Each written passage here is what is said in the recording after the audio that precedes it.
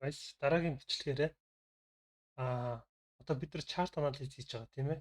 Чарт анализ хийчихэд одоо энэ дэр ингээд чарт анализ хийж байгаа. Зарим хүмүүсийн трейдинг дэрийг мэдгүй байгаа. Зарим мэдчихэж болно. Энэ дэр ингээд орох болгондоо би анх болохоор яадаг байсан бэхээр нэг дахид зурдаг байсан байхгүй. Ингээд дахиад зурсан юм а дахиад зурдаг. Тэр жоохон хэцүү байдаг байхгүй. Энийг яаж хэрхэн одоо ингээд хадгалдаг вэ? Трейдинг view дээр com болохоор яг аккаунт оруулаад, Gmail оруулаад ч юм уу ямар нэг Apple ID-г оруулангууд давхар дагаад орчдөг тийм ээ. Ингээд хатгасан юм чинь. Энэ дээр болохоор аккаунт гэж байдаг байхгүй юу? Trading View-ийн дэрив дээр аккаунт гэж байхгүй. Тэгэхээр энэ дээр яаж хэрхэн одоо хадгалдаг вэ? Чарт анализ хийсэн зүйлээ гэхээр энд байгаа. Ийшээ орлоо. Энэ дээр дарна. Энэ дээр дарангууд анхны удаа бол шууд хадгалахгүйгээ гараад иртээ анх тарж байгаа бол. Тэгэл энэ дээр нэрээ бичээл.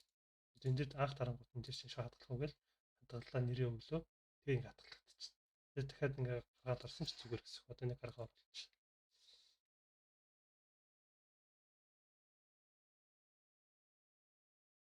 За одоо ингээд цоошин чарт эхэлж байна. За би болцсон учраас R100 оруулчихна. Time frame-ийн нэг рүү оруулчихна. Gatra оруулчихна.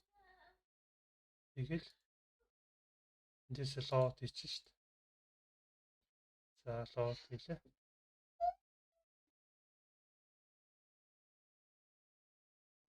Лот хийсэн учраас ингээд миний өмнөх зурсан бүхэн ингээд мотор ороод ирчихсэн.